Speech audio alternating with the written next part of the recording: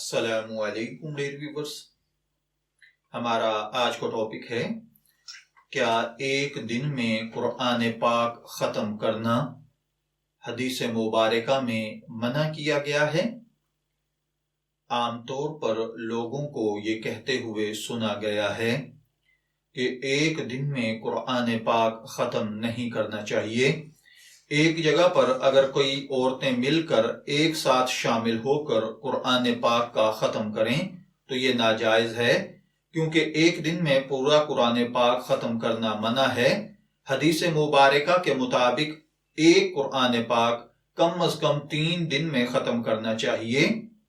بعض لوگ یہ بھی کہتے ہیں کہ تراویح کے اندر جو ایک رات میں قرآن پاک پڑھا جاتا ہے یہ بھی اچھا عمل نہیں ہے۔ کیا اس سے بھی لوگ گناہگار ہوتے ہیں یا نہیں؟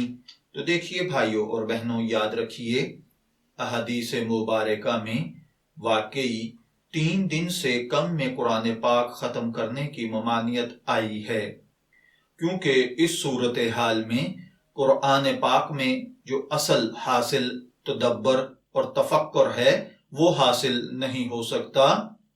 البتہ مطلقاً 3 دن سے کم میں قرآن پاک پڑھنا منع یا حرام نہیں ہے، کیونکہ بہت سارے سلف صالحین سے ایک رات میں قرآن پاک ختم کرنا منقول ہے۔ ہاں، جو عورتوں کو کہا جاتا ہے کہ مل کر قرآن پاک ختم کرتی ہیں، وہ اس لیے منع کیا جاتا ہے کہ اس میں دوسری بہت ساری خرابیاں پیدا ہو جاتی ہیں۔ فار ایگزامپل، عورتیں بن ٹھن کر آتی ہیں، صحیح طرح سے تلاوت نہیں کرتی، تلاوت کے دوران دنیا بھر کی باتیں تو کی جاتی ہیں لیکن تلاوت نہیں کی جاتی۔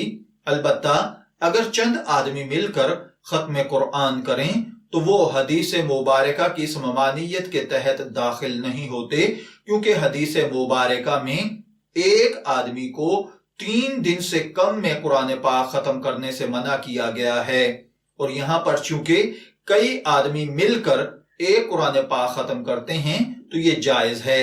اسی طرح جو لوگ تراویح میں ایک رات میں قرآن پاک ختم کرتے ہیں وہ اس لیے صحیح نہیں ہے کہ تراویح میں ایک رات میں جو قرآن پاک کا ختم کیا جاتا ہے وہ اتنی سپیڈ سے قرآن پاک کو پڑھا جاتا ہے کہ اس کے الفاظ صحیح طور پر سمجھ میں نہیں آتے، اور اس طرح پڑھنا مکروہ اور ممنوع ہے۔ میں دعا گو ہوں کہ اللہ تعالی ہمیں ان باتوں کو سمجھ کر ان کے مطابق عمل کرنے کی توفیق عطا فرمائے۔ شبیر احمد کو اجازت دیجیے، پھر حاضر ہوں گے کسی نئے ٹاپک کے ساتھ۔ تب تک کے لیے اللہ حافظ۔